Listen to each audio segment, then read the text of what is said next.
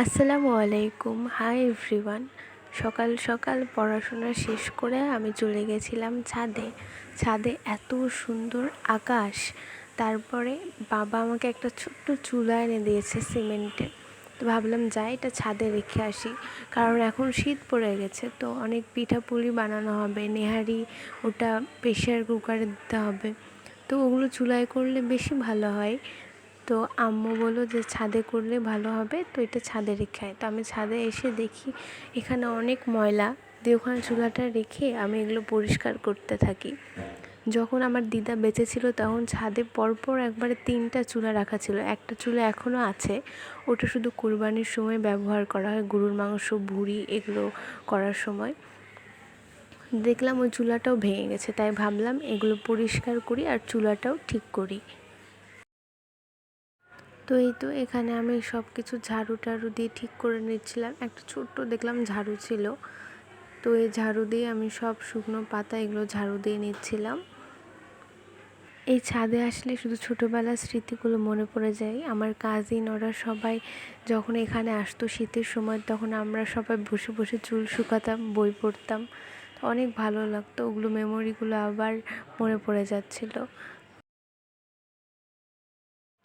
তো এই তো সেই দিদার চুলাটা। তো এটা অনেকটাই নষ্ট হয়ে গেছে, কারণ সেই কুরবানি ঈদে এটা ব্যবহার করা হয়েছে, তারপরে আর কেউই ব্যবহার করেনি। তো এটা ভেঙে গেছে, তাই ভাবলাম ঠিক করি। তো একটা টব ফাঁকা ছিল, সেই ফাঁকা টব থেকে একটু মাটি নিয়ে এটা ঠিক করছিলাম। ছাদে কাজ করছিলাম আর অনেক গরমও লাগছিল, অনেক রোদ, আকাশে হালকা হালকা বাতাস হচ্ছিল। আর ছাদে আগে অনেক গাছপালা ছিল, এখন শুধু অপরাজিতা গাছেই সব লতা পাতা হয়ে একবারে জঙ্গলের মতো হয়ে আছে। ভাবলাম যে একদিন এসে এগুলো ঠিক করব। আর যে জঙ্গলগুলো আছে আমি বলবো বাবাকে, বাবা যেন লোক নিয়ে এসে এগুলো পরিষ্কার করে নেয়। সব কিছু অনেক ময়লা। আমি ছাদে গেছিলাম, আমার সাথে সাথে আমার ছোটো ভাই তামিম, ওও আমার সাথে গেছিলো। ওও আমাকে হেল্প করছিল পানি আনার কাজে। সব কিছু যে মাটিটা আমি সুন্দর করে পানি দিয়ে নিয়ে তারপরে আমি এটা চুলাটা ঠিক করে নিচ্ছিলাম।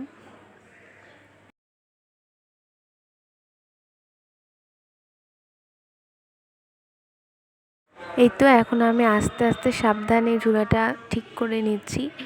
ভয় ভয়ও ছিল, আবার আনন্দও লাগছিল যে দিদার এই চুলাটাকে আমি ঠিক করে দিতে পারছি। ছাদে প্রচণ্ড গরম ছিল, অনেক রোদ, তো রোদের মধ্যে কাজ করছিলাম।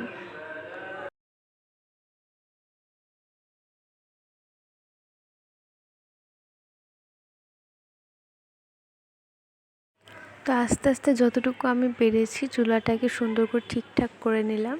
তারপরে তো অগোছালো হয়েছিল সব কিছু, চারিদিকে কাদামাটি পড়েছিল, তো এগুলো আমি আস্তে আস্তে ঠিক করে নিচ্ছিলাম। আর চুলার পাশে অনেক জঙ্গল হয়েছিল, তো ওগুলো আমি বাবাকে বলবো নিচ থেকে লেবার বা কাউকে নিয়ে এসে যেন ওগুলো সব পরিষ্কার করে নেয়। তা আমি এদিকে সব কিছু সরাই নিচ্ছিলাম। আর বাবা যে আমাকে সিমেন্ট যে চুলাটা কিনে নিয়ে এসছে, ওই চুলাটা হচ্ছে সিমেন্টের চুলা ছিল। তো আম্মুর যেটা ইচ্ছা সেটাতে আম্মু রান্না করবে, মাটির চুলা না হলে ওই সিমেন্টের চুলাতে।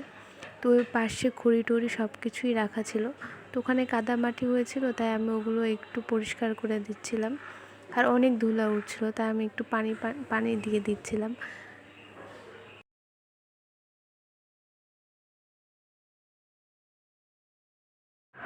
ওদিকে আমাদের ছাদে অনেক অপরাজিতা ফুলের গাছ, আর মেহেদি গাছটা অনেক বড়। অপরাজিতা ফুলের গাছ দেখছি 2-1টা লাগানোর পর এখন অনেক টবেই হয়ে গেছে অপরাজিতা ফুল, আর একবারে লতা হয়ে জঙ্গল হয়ে গেছে পুরো। ফুল ফুটে থাকলেও সুন্দর লাগে, এই ফুলের আমরা চাও খাই। তো পুরা ছাদ এই অপরাজিতা ফুলের পাতা দিয়ে জঙ্গল হয়ে গেছে একবারে। তো এগুলো পরিষ্কার করতে হবে, দেখি ওই গাছগুলো কেটে এখানে ফুলের গাছ লাগায় নিতে পারবো। আর এটা হচ্ছে ফাইনাল লুক চুলার, আর এটা হচ্ছে বাবা এনে দিয়েছে সিমেন্টের এই চুলাটা। চুলাটা অনেক সুন্দর না, সাদা কালার একদম। আর আজকের আকাশটা অনেক সুন্দর ছিল। এই তো ছোট্ট ছাদ, আর আমাদের ছাদ থেকে না পদ্মা নদী দেখা যায়, তো জুম করে দেখাই দিলাম। তো আজকের ভিডিওটা এ পর্যন্তই। ভালো লাগলে প্লিজ একটা লাইক দিয়ে দেবেন। আল্লাহ হাফেজ।